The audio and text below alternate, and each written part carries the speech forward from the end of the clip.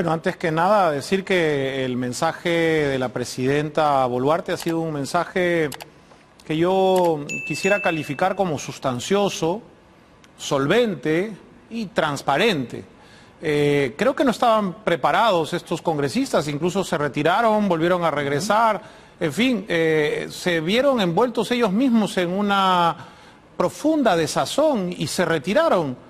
Yo creo que esto habla muy mal de ese talante democrático que demostró la presidenta, al contrario, afirmando esa vocación, ese compromiso, ese mensaje institucionalista a todos los peruanos. Y yo creo que el iniciar así este discurso de 28 de julio, como lo marca la Constitución, Omar, el artículo 118, al Congreso y a través del Congreso al pueblo peruano, entonces era una forma de marcar las diferencias. Pero no deja de llamar la atención, usted habla de un discurso transparente, sustancioso, pero no deja de llamar la atención en términos políticos, estos deslindes que hace la presidenta Boluarte con el gobierno de Pedro Castillo. Incluso la propia presidenta Boluarte recuerda las palabras que en algún momento dio Aníbal Torres de los ríos de sangre que iban a correr y rechaza esta actitud. Y evidentemente hay que rechazar estas actitudes, pero también hay que tener memoria.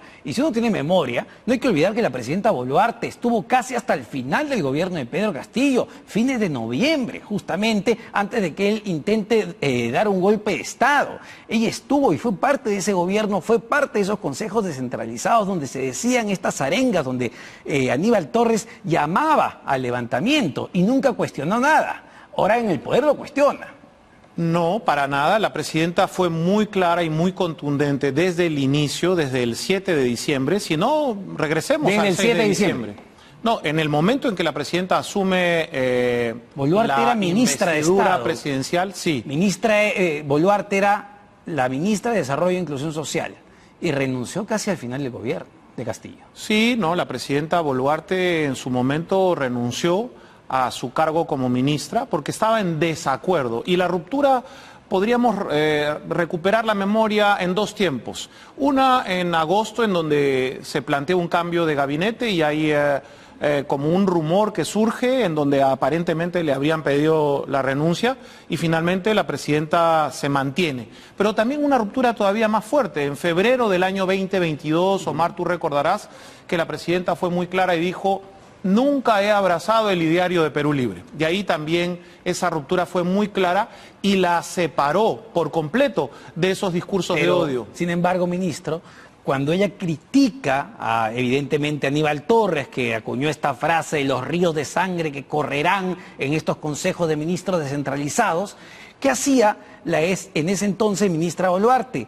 Cantaba en esos consejos descentralizados, cantaba, respaldaba esos comentarios, respaldaba esas actitudes. Ella viene justamente de ese gobierno. Claro, hoy tiene otro discurso, ¿no? En ese momento también la presidenta Boluarte ha sido consecuente y en su momento le planteó de manera muy clara, no solamente al señor Castillo, sino a los demás ministros, sus diferencias conceptuales, vamos a decir así. Volvamos al presente, ¿no? Porque ese es el pasado, pero es importante recordarlo, el presente, el mensaje. Usted dice transparente, sustancial, y me imagino que por eso, en su lógica, es que tiene que ser tan extenso. Pero no ha hecho ninguna autocrítica, y es uno de los puntos principales de cuestionamiento. ¿No cree usted, y se lo pregunto ya como ministro de Educación, que, por ejemplo, la presidenta le debía una disculpa a todos esos decenas, centenares de niños que fueron literalmente envenenados con comida podrida de Jaliwarma, probablemente uno de los peores escándalos de corrupción de este gobierno, una red de corrupción en el MIDIS, una red de corrupción que se conectaba justamente con el DIGES en el Ministerio de Salud y donde se aprovechó justamente de niños vulnerables dándoles comida podrida? No escuchamos nada de eso en ese discurso. No, yo creo que en ese momento la presidenta fue muy clara y muy contundente. Se hicieron las separaciones debidas, se definieron también las responsabilidades en torno a lo que significaba ese tema. Corrupción en algunos ámbitos de los gobiernos regionales, de la DIRESA, en el propio MIDIS. En algunas oficinas de aquello que era Jaliwarma en su momento. Hoy ya está anunciando un nuevo programa nacional de alimentación que es fundamental, sí, claro, para nuestros niños, sin embargo, y que trabajamos desde el sector de educación. Sin embargo, hoy por hoy, uno de sus principales asesores, su vocero de Palacio, el señor Freddy Hinojosa, era la cabeza justamente de ese programa, que tiene una investigación abierta. Es el jefe de gabinete del despacho presidencial, el jefe de gabinete técnico. Y era hasta el vocero, fue nombrado como el vocero. De lo que yo tengo entendido, no hay mayor responsabilidad en el pasado. Mi pregunta era... el tema de la autocrítica me gustaría mucho abordar. Por eso, ¿no cree que esos niños y esas familias merecen una disculpa en este mensaje de la propia presidenta por haberles dado basura? En su momento se dio ese mensaje. No era necesario esta vez. De cuidado hacia los niños. Se está anunciando un nuevo programa nacional de alimentación escolar que es muy importante, pero a mí me gustaría que más bien reflexionemos sobre la autocrítica de por qué los gobiernos anteriores dejaron en el abandono a la infraestructura educativa, en donde hoy estamos diciendo que tenemos 11.400 millones de soles. Tirar la pelota a los otros gobiernos cuando estamos analizando el gobierno de Dina Boluarte, sí, pero por supuesto, porque hay que tomarlo en perspectiva histórica. Sí, claro, y los gobiernos, muchos gobiernos han tenido deficiencias. Obviamente, el Perú es lo que es producto justamente de tantas administraciones y problemas que hemos tenido, pero hoy estamos analizando el mensaje de la presidenta Boluarte, y yo le planteo un tema muy concreto donde incluso tenemos que se halló muerto a un empresario, el famoso Nilo Burga. Ojo, recientemente, no hablamos de un caso antiguo, hablamos de un caso de este gobierno y con una investigación sí, abierta a hoy el señor Freddy Hinojosa, un alto funcionario de Palacio, que trabajó de la mano con la presidenta cuando ella era ministra de Estado. ¿No merecían esos niños y esas familias una disculpa? Omar, insisto? si quieres te haces la entrevista a ti mismo, no hay ningún problema. No, le estoy preguntando, yo te respondo, no se merecían una disculpa. No tengo mayor elemento para poder como ministro de Educación, ¿usted cree que no? No, como para abordar una investigación fiscal que está en curso. Tengo entendido que a este empresario del hijo de Burga habría sido también detenido hace algunas semanas, en fin. También me parece muy delicado que en la Fiscalía de la Nación haya una fiscal que tenga una denuncia en donde le habrían entregado casi $1 millón y que eso tiene que ver con una investigación del pasado de otra empresaria vinculada a los malos manejos y a la corrupción del gobierno del señor Castillo, que llevó a la bancarrota al Perú, como lo señaló la presidenta con total claridad. Frente a eso, las cosas se han encaminado nuevamente después del 7 de diciembre y la presidenta ha tomado las riendas del país y hoy tenemos una economía que sigue creciendo, de libre mercado, en donde podemos salir al mundo y en donde podemos recibir inversiones que nos permiten crecer. La última vez que se lo pregunto, como ministro de Educación, esos niños que además son los más vulnerables del país porque son los que reciben los programas de alimentación, ¿no merecían una disculpa, Omar, de la presidenta en este mensaje? Desde el Ministerio de Educación hemos tomado todas las acciones para atender esos casos y evitar y prevenir, trabajando de la mano con los docentes, con los directivos, con los padres de familia y por supuesto la responsabilidad del MIDIS es la prioritaria, pero trabajamos de la mano también. Claramente no me está contestando, ministro, pero bueno, pasemos al otro tema, el de seguridad ciudadana, que es otro de los puntos que realmente preocupan al país. Y también lo que hemos escuchado hoy en el mensaje de la Nación de la Presidenta es culpar justamente a los otros, ¿no? Siempre es culpa de los otros gobiernos.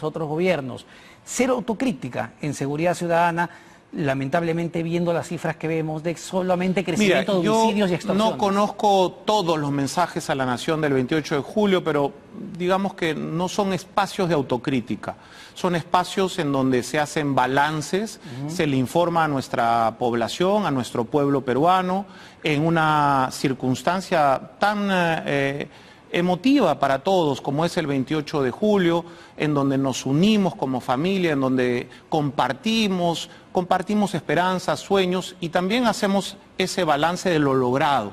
Y eso es parte de lo que ha significado el mensaje de hoy de la señora presidenta. ¿Pero qué es lo logrado? Con datos duros, muy importantes. 18% más de homicidios en este semestre. ¿Eso es lo logrado? No, ojo, mira... cifras duras, gente se está muriendo, ministro. En el sector educación... A la gente le están asesinando. Tengo la impresión de que se ha trabajado también de manera muy seria desde el Ministerio del Interior, y en lo que respecta al Ministerio de Educación hemos contribuido y hemos trabajado de la mano con los colegios privados y públicos en donde había esos riesgos en favor de la ola delictiva que se estaba generando, y nosotros estamos capacitando a los directores para denunciar. Tenemos la conexión de todas las cámaras con el 105 de nuestra Policía Nacional, y eso se ha revertido. Hemos reducido el nivel de incertidumbre y de inseguridad en las escuelas de Lima Metropolitana y de otras zonas del país. Por ejemplo, la presidenta, y eso llama la atención, ¿no?, echa la culpa a otros gobiernos, que evidentemente también tienen responsabilidad para haber llegado hasta este punto, pero, a mí me llama poderosamente la atención esto, pero no recuerda que es justamente el propio Ejecutivo que observa una norma para retomar con la detención preliminar en flagrancia. Estuvimos por varios meses sin que se pueda detener en flagrancia. Si quieres a los regresamos delincuentes. a ese tema, pero no es así. Observó Fiscalía, la norma. Esa norma La observó. no terminaba de dar los resultados que se esperaban. Pero en concreto La estuvimos varios Fiscalía, meses sin que Omar, se pueda detener en flagrancia. La Fiscalía, Omar, puede hacer y proceder con sus detenciones sin necesidad de esa ley. El problema no es ese, el problema es la judicialización de la política, perdóneme, yo he y entrevistado que la Fiscalía al propio comandante y que la general de la Fiscalía policía. no detenga a los criminales. Ese es el problema, querido El Omar. propio comandante general de la policía, el general Sanabria, aquí en una entrevista en Canal N, dijo: necesitamos esta herramienta legal, no Yo te podemos agradezco, detener a los delincuentes. Omar, porque es tan importante lo que estamos haciendo en educación, que es inédito, y muchas veces los televidentes me dicen, los ciudadanos me dicen: ministro, ¿por qué no está comentando la inversión en educación, la nueva infraestructura educativa, el nuevo modelo educativo, las becas para los jóvenes? Y veo que me preguntas de cosas que además no son de actualidad. Pero usted es representante del gobierno y hoy han salido todos los ministros Con a todo dar gusto. justamente, Por eso te reitero, dar las respuestas del caso. Abordemos lo que es fundamental para nuestros jóvenes. La inseguridad hoy, también es fundamental. El modelo educativo que está cambiando. La seguridad es fundamental. Vamos a ir a eso. Y por pero supuesto, con mucho gusto. Un tema adicional.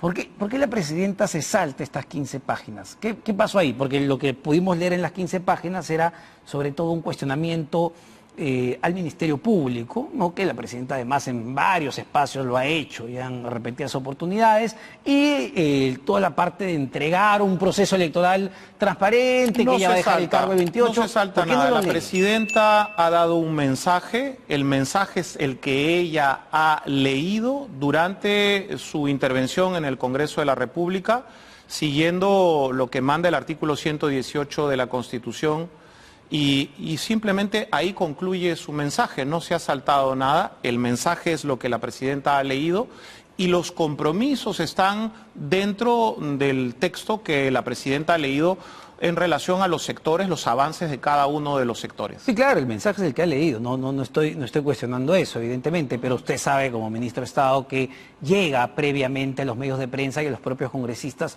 un mensaje, que era un documento de 97 páginas. Sí, pero lo que tiene validez es lo que ella leyó en ese momento. Así que no, pero lo le pregunto, otro, ella decidió ¿por qué? cerrar ahí su mensaje con el mensaje del Papa, que por cierto es muy hermoso para todos los peruanos, un reconocimiento de León XIV hacia el Perú, más allá de que haya sido dirigido a la jefa de Estado. Y para que no diga que no le estamos preguntando el tema sectorial, ministro, en el campo de la educación, digamos, ¿qué es lo que esperan en este último año? ¿Qué logro real, tangible, se puede dejar en educación? Dejando de lado el caso de Jaliguarma, que yo sé, es del MIDIS, pero pues tiene que ver con su sector, porque son los chicos. No, pero por ejemplo, no es un tema de echar culpas, pero es de dar los datos. ¿Cuánto se invirtió en educación en otros gobiernos?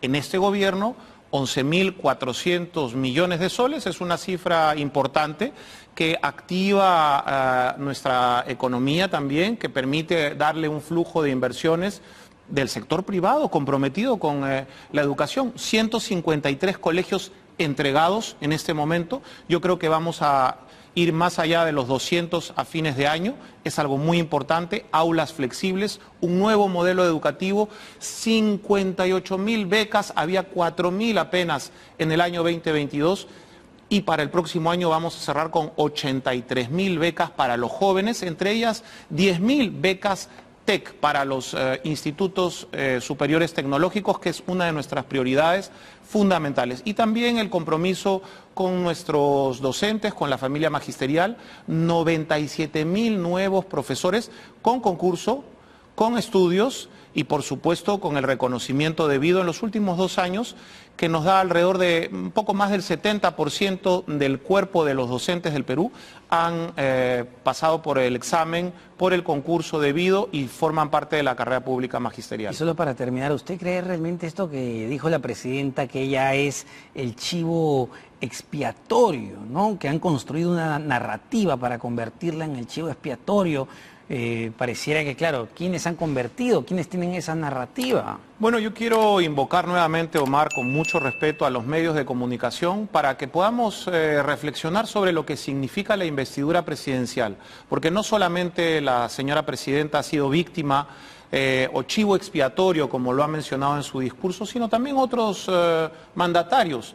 Y yo creo que ahí estamos confundiendo las cosas. Tenemos que recuperar el camino del crecimiento en el Perú, de la institucionalidad democrática y del respeto entre nosotros. Pero ¿acaso los medios de comunicación son culpables de que su guay Oscorima le regale joyas y Rolex?